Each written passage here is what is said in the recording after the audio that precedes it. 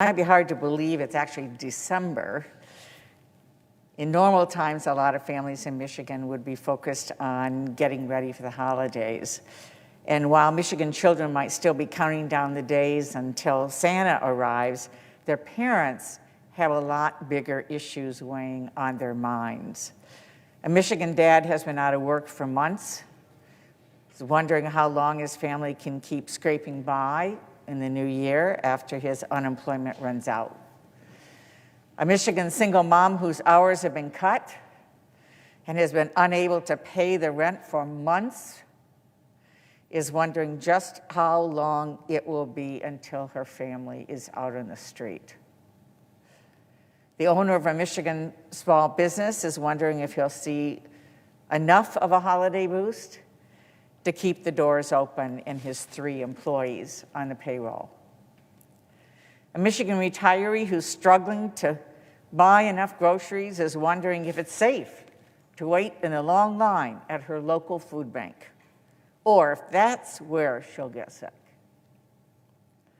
And Michigan families who've seen almost 9,300 of their grandparents and neighbors and uncles and cousins and friends and community leaders get sick and die from this horrible virus are wondering who's going to be next.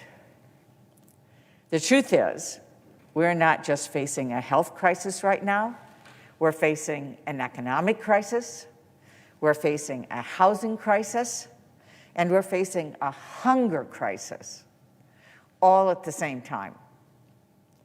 Coronavirus cases, hospitalizations, and deaths keep rising, and we haven't even seen the effects of Thanksgiving gatherings yet. We're seeing unemployment claims tick up, and that's expected to get worse after seasonal jobs cut in January. Some studies have estimated that about 40 million renters in the United States are at risk of losing their homes. Already 10,000 eviction actions have been filed in a number of states. That's 10,000 families who need to find a new place to live right now in the winter, in the middle of a health pandemic. And we've all seen the massive lines of cars at food banks across the country. In a normal year, the food bank of Eastern Michigan helps about 14% of the population in 22 counties get enough food to eat. This year, they're helping 40% put food on the table. Before COVID-19, the South Michigan Food Bank provided food to about 80 families a week. Now they're helping more than 500 families a week. This is an emergency. These families, businesses, community organizations, seniors can't just wait around hoping for a Christmas miracle. They need help now, and it's our responsibility to do it now. That's why I'm so pleased that lawmakers from both sides of the aisle have been working to come together on additional help. There's still a lot of details to work out, but I am hopeful, being part of that process on the workings, on the details, that we're going to be able to come together on an agreement that will help families and businesses and communities through these tough times. Whatever agreement we reach won't be perfect, we know that. It won't be everything everybody wants, but we can't wait because time is quickly running out.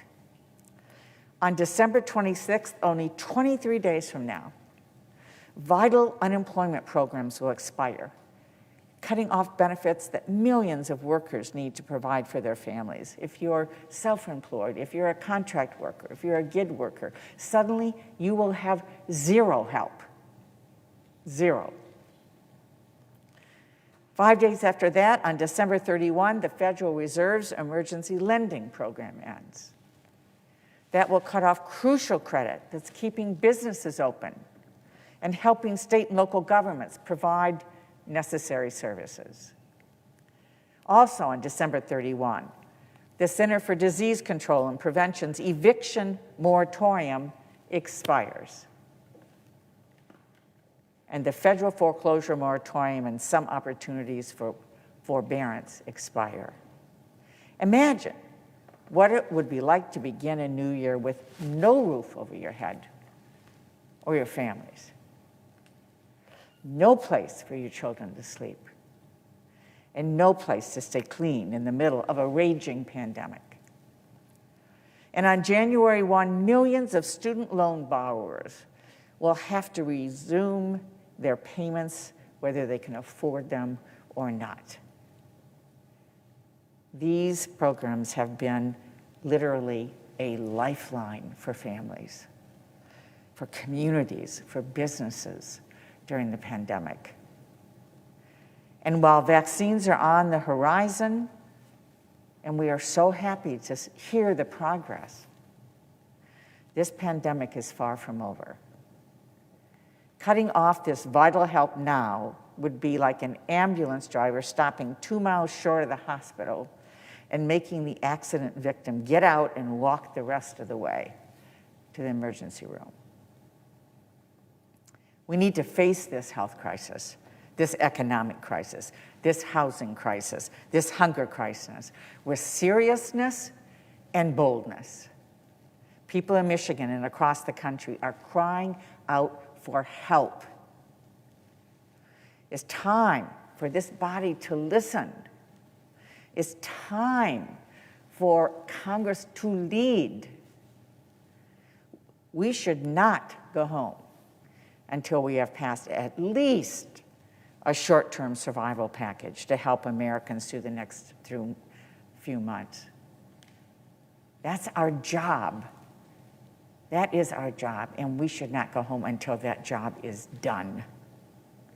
We are the United States of America. The United States of America. Nothing is holding us back from helping our citizens other than just people's unwillingness to do it. Nothing. We're the United States of America. There is no reason we are not coming together, and shame on the Congress and the White House if we don't act now to help our citizens. There's nothing holding us back but the political will to do it. And it needs to get done. And there are many of us now on both sides of the aisle working to do that, and we need to make sure that people lean in together and get this done. Thank you, Mr. President. I yield the floor.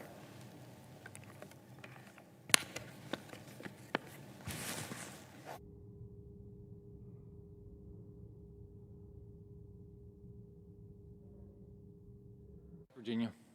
Thank you, Mr. President. I rise today to talk of one of West Virginia's